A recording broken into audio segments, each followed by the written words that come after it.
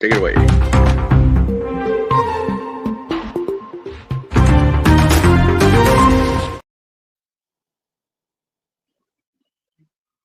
All right.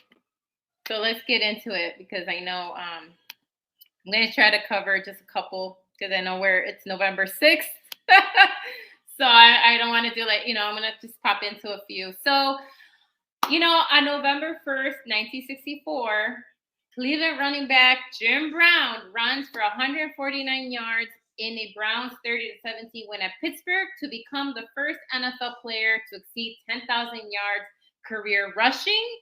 Anytime Jim Brown stats come up, I always share that, that was the stud, right? He kind of set that bar. November 1st, 1966, NFL Commissioner Pete Rozelle made the announcement that the league had awarded the 16th franchise in the NFL to the New Orleans Saints. And the Saints, if you didn't know, it alludes to November 1st being All Saints Day in the Catholic faith because, NOLA is has a really large Catholic population. And so that's kind of where the name came from. And I figured we have a lot of Saints fans, especially my co-host on the ladies show, Nicole. So I wanted to throw that stat out there for her. So I just want to throw that out there. Sad news on November 1st, 1999. That's when we lost Sweetness. He passed away from cancer. It happened back in 1999. I can't believe it's been that long. But, that's just how, it goes sometimes. All righty. Okay. So moving on through here, November 2nd, 1994, the NFL announced the expansion of the Carolina Panthers that they would play in the NFC West. Well, the Jacksonville Jaguars is assigned to the AFC Central because remember, before what we know, the last couple seasons, there were the divisions were different. We know that, right? They were kind of redrawn. Teams were moved around. So that's what happened on November 2nd, 1994 with the expansion. Some teams were moved around.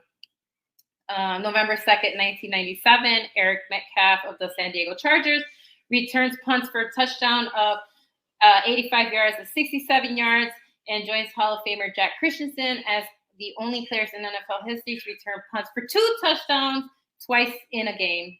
And so there's that.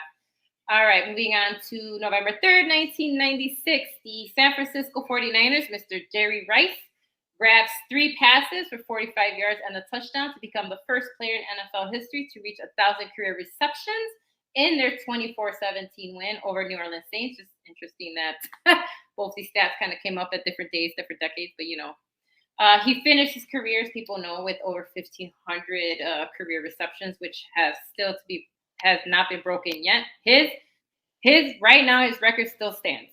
It's still up there. I think the closest, guys, Larry Fitzgerald and Randy Moss. So anyway, still standing. I'm sure maybe we'll see it. I don't know. We'll see it broken in our lifetime because those guys kind of retired and they put a lot of seasons in. So we'll see. We might. November 3rd, 2013, Nick Foles connects with Riley Cooper 3 times to become the 7th passer in NFL history with 7 touchdown tosses in a game during the Philadelphia Eagles 49-20 win over the Raiders. Foles completed that day 22 of 28 for 406 yards. Foles will always go down in history, as we know, as the man that actually beat Tom Brady, right? He'll always take that with him, along with some cool stats. So he can carry that with him forever, right? So, anywho, November 4th. On November 4th, 1934, the Lions rushed for an NFL single game record of 426 yards.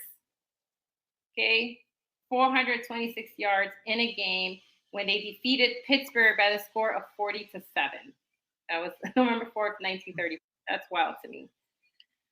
November 4th, 1979, the LA Rams held the Seattle Seahawks to only 1 first down, and the Seahawks recorded -7 total offensive yards for the entire game.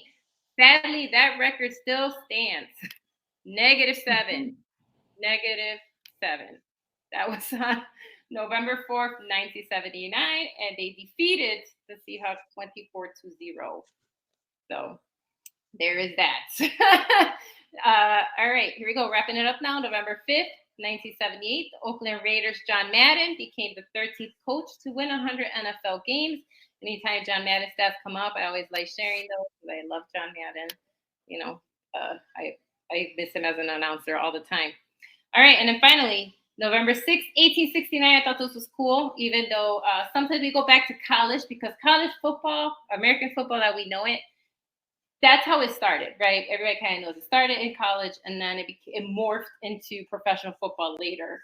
And so November 6th, 1869 is considered the first American football type game. It's obviously not what we recognize today, but it's the College of New Jersey that later became Princeton and Rutgers. They played each other in a football match. The game, again, is not recognizable as the game that we know today. It was more similar to rugby, honestly. So the game was played using a round-shaped ball, and they used the Football Association soccer rules to play closely again to rugby. But this game marked the beginning of college football, and subsequently, forgot to speak there for a second, has gone down in the history books as the first American college football game. So I had to start somewhere, and that's kind of where it started. So again, we would not recognize it today because it really was closer to rugby. They didn't like passing. I shared those stats before. They thought passing game was not cool. It was just rough and tumble, all defense, and basically like just all out beating each other up. So no padding either. So and there you have it. This week in NFL history. All right, thank you so much. So yeah, can you imagine just no padding, just beat each other up, tackle, do whatever you got to do, bloody noses, bloody knees, all that good stuff. That's my kind of football, let me tell you. Not this flag stuff we play in the present era. No, again, that's another topic for another time.